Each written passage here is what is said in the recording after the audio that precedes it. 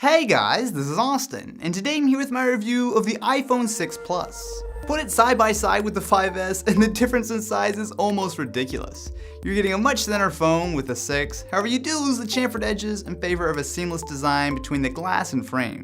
While it's nice in the hand, I actually prefer the chamfers on the 5 and 5S. It gives you something to grip and it looked and felt premium. Instead of having the antenna built into the frame of the phone, instead there are now plastic antenna lines which actually look very similar to what you'll find on the HTC One M8. Now personally I don't think this is a terrible idea, however it definitely looks much better in my opinion on the space gray version as opposed to silver or gold. The sleep wake button has been moved over to the side of the phone, which is definitely a welcome change considering just how much bigger the 6 Plus is. And while yes, there is a protruding camera lens, it ended up not being as big a deal as I was afraid of. So yes, when you set it down on a table, it will wobble just a little bit if you touch the top. However, for the most part, it's really not a big issue, and the camera lens seems to be at least a little bit protected by that metal ring around it, so I wouldn't really worry too much about it getting scratched up. Now don't get me wrong, the 6 Plus is still a very nice slab of aluminum and glass, however it has lost a little bit of the specialness of the previous design. Just a little bit of a step backward in my opinion. In return though, you have a much larger screen measuring in at 5.5 inches, big enough to nearly fit the entire iPhone 5S in it. Because of this, there's no way of getting around it. The 6 Plus is a huge phone. Apple has included a new reachability mode, which brings the top of the screen down by double tapping the home button, and while I can see it might be useful for some people, it's definitely not the most elegant solution. Put it side by side with the Samsung Galaxy Note 3, and you'll see it's a bit taller while being both narrower and thinner.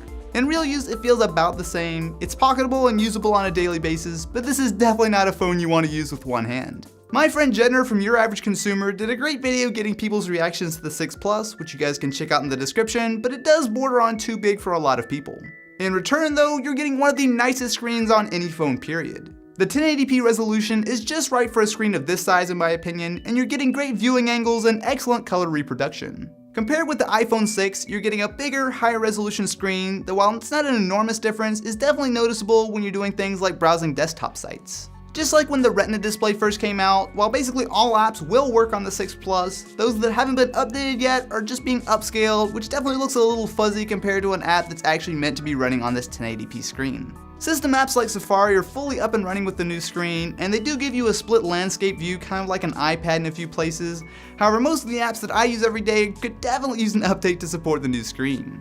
Speaking of the iPad, there's actually a new landscape mode for the home screen, which while it's a nice option, it can be a bit weird to pull your phone out of your pocket and have the screen upside down or sideways. Inside both the 6 and 6 Plus, you're looking at an Apple A8, which sports a 1.4 GHz dual-core processor, 1 GB of RAM, and a quad-core PowerVR GPU. Now this might not sound like much compared to quad-core Android phones clocked twice as high, however don't let the specs fool you. In Geekbench, the 6 Plus beats the Note 3 significantly in single-threaded performance, which is key for day-to-day use, and even matches the multi-threaded score with only half as many cores. It's no slouch in the graphics department either, as it clears a solid lead over the new Moto X in the Manhattan GFX bench test. Put the 6 Plus and 6 side by side though, and it's essentially a tie, as both have identical internals. When benchmarking your gaming, after a while all phones will start to warm up. Now usually the phone will start to throttle back clock speeds, slowing things down to keep the phone from being scalding hot and burning your fingers. The Apple A8 is supposedly able to avoid throttling, so I decided to put it to the test with the 6 and 6 Plus alongside the 5S and the One M8. The iPhone 5S measured in at just under 37 degrees Celsius after 10 minutes. Very warm to the touch, but not uncomfortably so. The One M8 topped out just a bit higher, still not unusable, but definitely on the warmer side. The iPhone 6 was a slight improvement, however the 6 Plus was basically cool to the touch except for a single warm spot on the side. It's not a big deal, but it's nice to see the 6 Plus can stay nice and cool without having to give up any performance. Good job, Apple! In normal use, the 6 Plus is incredibly snappy.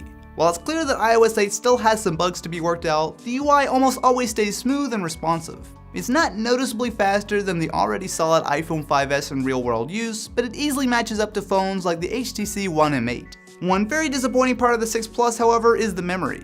With a powerful 64-bit processor, Apple bizarrely chose to go with just 1 GB of RAM for the 5S, and they've kept it the same this year on both the 6 and 6 Plus. Now if you're just browsing Twitter or watching a few YouTube videos, this isn't a big deal. However, all it takes is a couple taps in Safari or a few apps open in multitasking, and you'll find yourself constantly having to refresh things.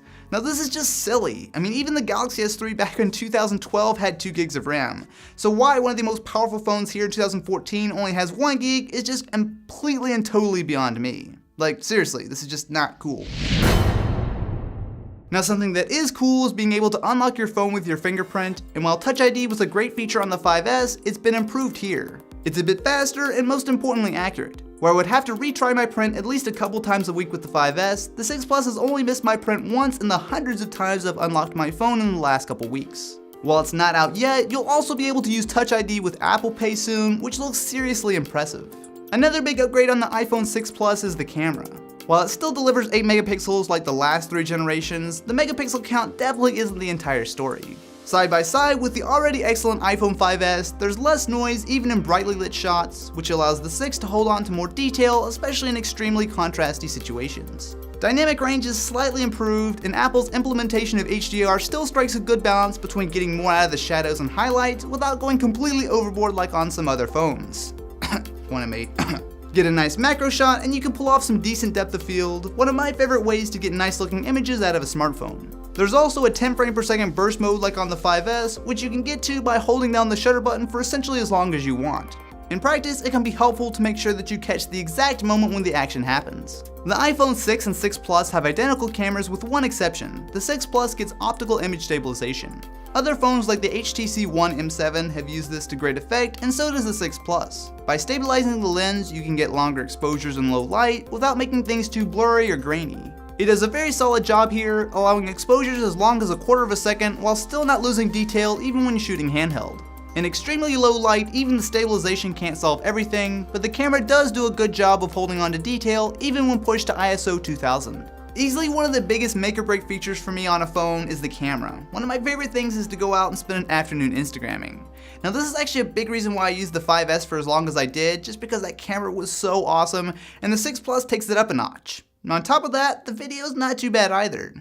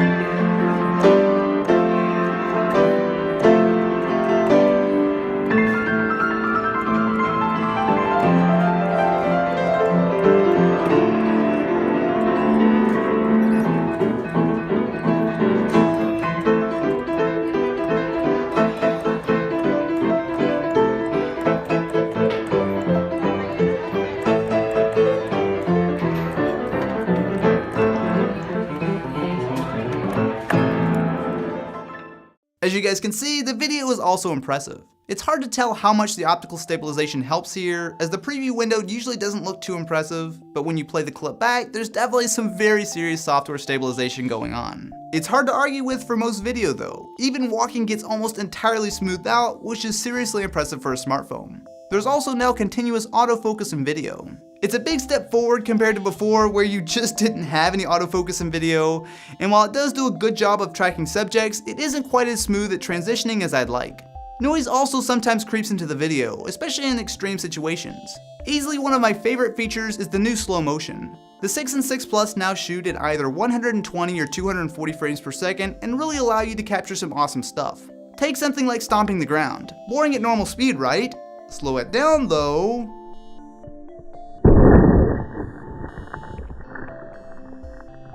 While the 6 Plus won't be replacing my video gear anytime soon, it actually is the best slow motion camera that I own, and it's more than good enough for grabbing a quick shot when I'm on the go. One new feature on the 6 and 6 Plus are new speakers. Interestingly, it seems to be slightly different between devices. The 6 gets louder but lacks bass, where the 6 Plus doesn't quite match the loudness, but it does sound a bit more balanced.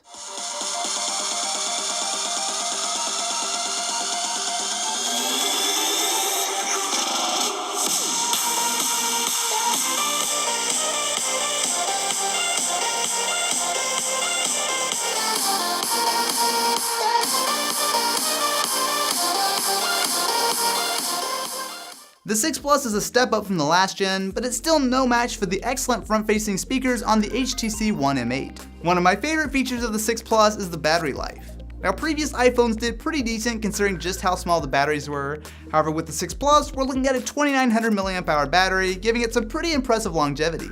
For me, this is absolutely a killer feature. No matter how hard I use the phone, I could never kill it in a single day. This alone is enough to make me go with the 6 Plus over the 6. Not having to stress about finding a charger at the end of a long day is such a big deal. Of course, one major issue with the 6 Plus is bend gate. If somehow you missed it, my friend Lou from Unbox Therapy was able to completely bend the iPhone 6 Plus by applying pressure behind the volume buttons. Several other people have found slight bends in normal daily use, including Matt Honan from Wired in his review, and while Apple is replacing these phones, it's a bit worrying that your expensive new phone is so fragile. I recently tested the 6 Plus with a case over on TLD's channel, and while it wasn't able to completely protect the phone, it should be more than good enough for daily use. The Apple leather and silicone cases probably won't add too much rigidity, although the silicone is surprisingly nice, but investing in a Spigen or OtterBox case probably isn't a bad idea. While bend gate absolutely is a real issue, it's also not severe enough for me to not want to recommend the iPhone 6 Plus. Sure, it won't be the most durable phone in the world, but especially if you put a case on it, it should be just fine. If all things were equal, I think the 4.7-inch iPhone 6 is a much more manageable phone for everyday use, but there's more to it than that. The 6 Plus can absolutely replace a small tablet, and the excellent battery life makes it the easy choice if you need a phone to last you all day and then some. So what do you guys think? Is the iPhone 6 Plus for you? Definitely be sure to let me know in the comments below. Also, if you guys enjoyed this review, definitely be sure to subscribe to the channel so you don't miss any more videos like this. Anyway guys, thank you so much for watching, and I will catch you in the next one.